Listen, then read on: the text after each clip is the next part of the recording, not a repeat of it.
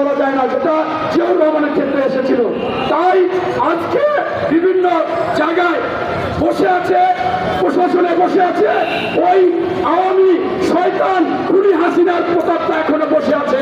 তাদেরকে আমরা দেখতেছি না পরিবর্তন হয়েছে, তাদের পরিবর্তন করতে হবে এবং বিএনপির সকলকে মামলা প্রত্যাহার করতে হবে। শুধুমাত্র বেগম খালেদা জিয়া, তারেক রহমান না, আমাদের টপ টু বটম 50 লক্ষ লোকের নামে মামলা, এই মামলা দ্রুত আপনার প্রত্যাহার করতে হবে।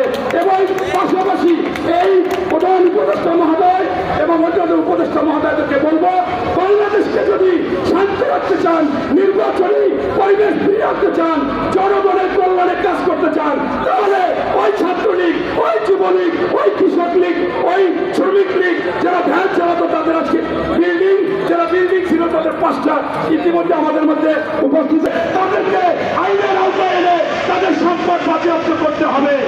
এবং আপনারা দেখেছেন গতকালকে সর্বের সামনে খ্যাত সালমান এফ রহমান বলেছে যে এসএলএমের যত টাকা, অন্যান্য যত টাকা, এই টাকা বাংলাদেশ থেকে দেওয়া হতো এই শেখ রেহানাকে এবং সজীব ওয়াজেদ জয়কে।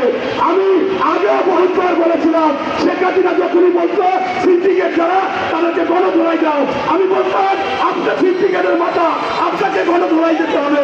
আবার যখন বলতো আমাকে ছাড়া সবাইকে কেনা যায়, আমি বললাম না, সবাইকে কেনা যায় কম টাকায়, শেখ হাসিনা হাজার হাজার কোটি টাকা তাকে কিনতে হয়। তাই আজকে স্পষ্ট হচ্ছে যে এই যে শেখ রেহানা, আমি আমার একটা দুঃখের কথা বলে শেষ করবো। আগে বলা যায়নি, আমাকে আয়নাঘর থেকে আসতে হয়েছে, আমাকে ডিজিএফআই নিয়ে গেছিল, নিয়ে যাওয়ার পরে আমাকে গালিগালাজ দিয়ে বললো তুই শেখ রেহানা সম্পর্কে কি বলেছিস। আমি বললাম যে আমি তো কোনো সময় কিছু বলিনি। বলছো, এরপর আমাকে টর্চার করলো, একটা ক্যাসেট ছাড়লো, সেখানে আমি দেখলাম যে যত ব্যয় করা হচ্ছে এই ব্যাংকের খাতার মতো ব্যয়, এই ব্যাংকগুলো অনুমতি দিয়ে 300 থেকে 500 কোটি টাকা রেহানা নেন। সেই রেকর্ড ওখানে, সেই রেকর্ডটা কিভাবে ইসরায়েল থেকে একটা ডিভাইস এসেছে, শেখ রেহানা, শেখ হাসিনা বললেই আপনার অটোমেটিক সেখানে রেকর্ড হয়ে যেত।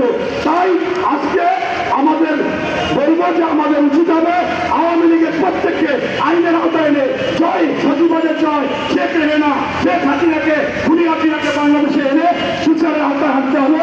এবং সর্বশেষ আমি বলবো, আমি 2 দিন ছিলাম ফেনীতে, সেখানে কোমর সমান এখনো পানি। এই ভারতের সৃষ্ট আমাদের দেশে গেল কন্যা, কন্যা দিয়ে গেল বন্যা। এই বন্যায় আজকেও তারা খুবই কষ্টে আছে।